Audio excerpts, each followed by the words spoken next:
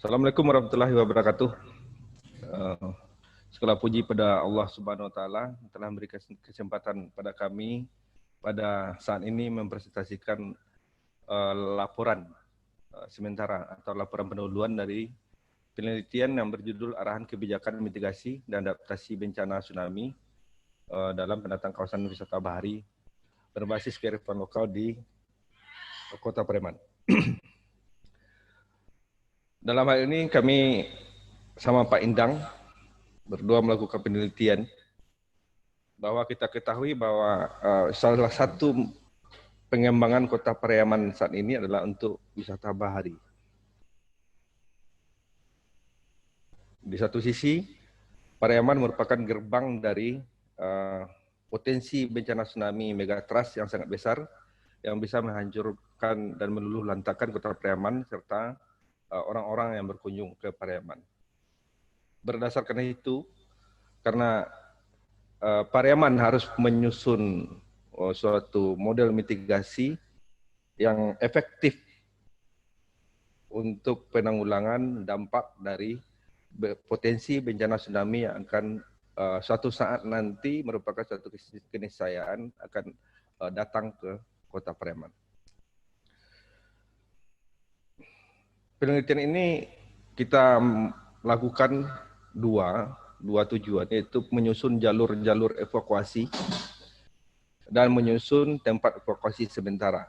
Jadi jalur evakuasi yang kita susun di sini adalah jalur evakuasi dari pinggiran pantai, pusat-pusat dari wisata bahari ke tempat-tempat evakuasi sementara.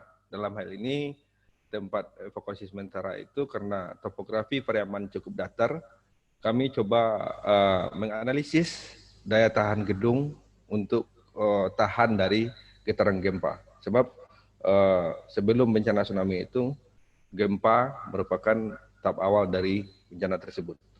Jadi kami melakukan tempat evakuasi, menganalisis dan mengidentifikasi tempat evakuasi sementara itu berdasarkan gedung-gedung yang kami perkirakan dan dari hasil analisis tahan terhadap guncang gempa di atas skala 8 Richter. Metode yang kami gunakan di sini yaitu metode VPTA atau Phantom, di mana dia dalam metode ini dianalisis ketahanan gedung berdasarkan arah, berdasarkan struktur, dan berdasarkan posisi yang baik dari hantaman gelombang tsunami. Jadi setelah hasil penelitian yang kami lakukan untuk sementara ini, bahwa jalur evakuasi tsunami yang ada itu ada 122. Kemudian shelter atau tempat evakuasi sementara itu ada sekitar 40 unit yang layak digunakan ketika pada saat terjadi tsunami. Prinsipnya sederhana, sebelum masyarakat atau pengunjung wisata itu ke tempat evakuasi akhir, tahap awal yang harus dilakukan dalam mitigasi efektif itu adalah mereka ditampung dulu tempat evakuasi sementara, baru dilanjutkan ke tempat evakuasi akhir. Jadi jalur evakuasi yang kami susun saat ini adalah jalur evakuasi dari pusat-pusat wisata atau pusat-pusat konsentrasi penduduk pesisir itu ke arah tempat evakuasi sementara.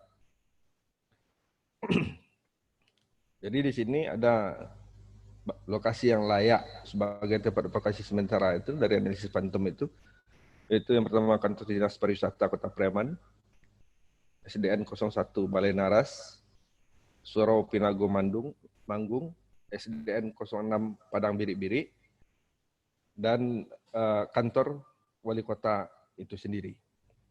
Untuk sementara yang bisa saya presentasikan itu mungkin dilanjutkan oleh Pak Indang. Terima kasih, Pak Indang.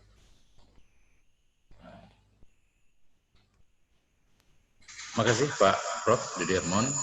Selanjutnya kita akan menyampaikan hasil perhitungan PTPH metode dengan penilaian tes untuk bangunan evakuasi shelter.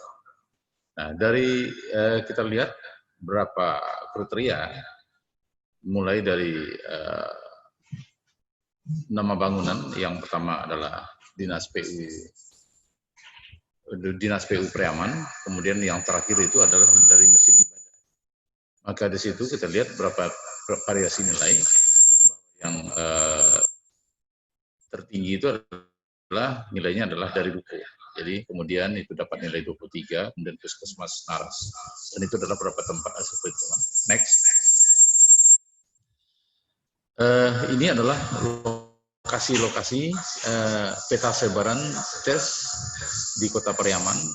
Ya, yang kita lihat ini adalah semua lokasi itu adalah lokasi Pariaman. Bahwa ada kita lihat beberapa bangunan di sini, ya, yang warna hijau itu adalah yang lokasinya aman, kemudian yang kuning itu adalah kurang aman, dan kemudian yang warna merah itu adalah lokasi-lokasi yang tidak aman. Ini adalah lokasi-lokasi yang perlu sosialisasi kepada masyarakat dari hasil penelitian ini. Lanjut.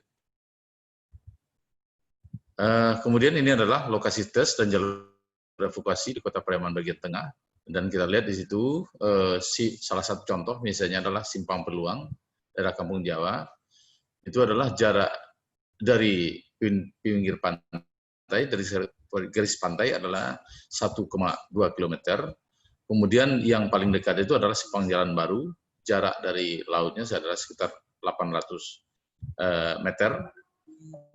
Maka keperluan jalur evakuasi tes dan shelter diperlukan untuk kawasan Pariaman bagian tengah. Dan kita lihat itu adalah jalur evakuasinya 36, kemudian tes yang layak ada 14. Next. Ini ada next ke bawah.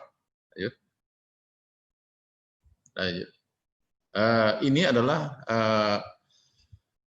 kategori tes yang kita lihat bahwa yang titik bulat hijau itu adalah merupakan bangunan yang dikatakan aman untuk lokasi tes. Kemudian yang warna kuning itu adalah bangunan sedang. Kemudian yang warna merah adalah menunjukkan bahwa lokasi tes yang tidak aman. Lanjut. Kemudian ini adalah lokasi tes jalur evakuasi Kota Padang Pariaman daerah bagian selatannya. Yang kita lihat lokasinya kita ambil adalah Simpang Benasi. Dan kemudian kita lihat juga di sini bahwa hampir semua lokasi yang berada di pinggir laut itu adalah didominasi oleh bangunan yang berwarna merah. Maka ini adalah lokasi yang kurang aman untuk lokasi tes tsunami dan gempa di Kota Padang Pariaman Selatan. Kemudian hasil analisa jarak tempuh evakuasi bencana kawasan selatan di kawasan pesisir Kota Pariaman dapat kita lihat seperti ini. Ya. Jadi yang paling jalur evakuasi itu yang paling dekat itu kita lihat bahwa rata-rata adalah Desa Ampalu sekitar 394.